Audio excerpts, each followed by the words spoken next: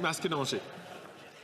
Je cite la vice-première ministre. « Les Canadiens savent quand nous travaillons pour eux et ils savent quand nous nous concentrons sur nous-mêmes. » Monsieur le Président, elle a raison.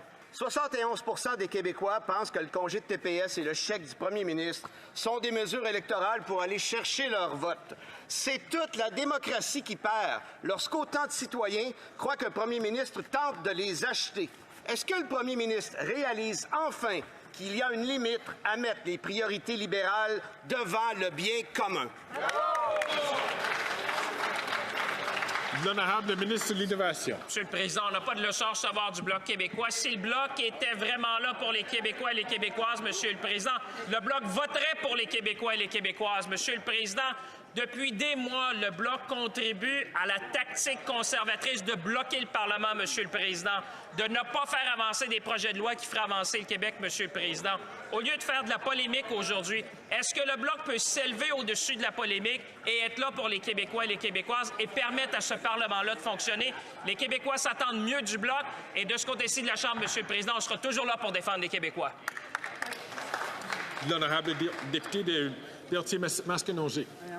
La démission de la vice-première ministre confirme que le premier ministre est allé trop loin dans la poursuite à tout prix des intérêts libéraux.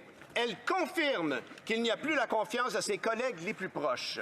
Elle confirme que le premier ministre n'a pas la légitimité pour aller de l'avant avec une mise à jour économique sans ministre responsable.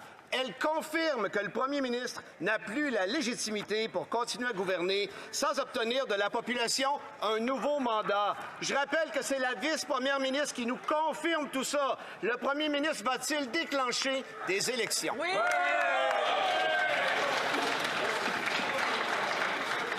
L'honorable ministre du Travail et des Aînés.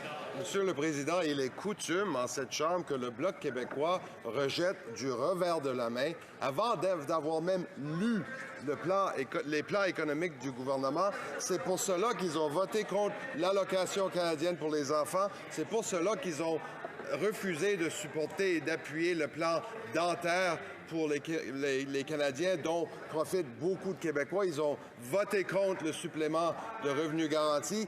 Ils votent systématiquement contre toute aide aux Québécois. Donc, on ne doit pas se surprendre aujourd'hui que le Bloc, encore une fois, rejette du revers de la main les mesures qui vont aider aux Canadiens.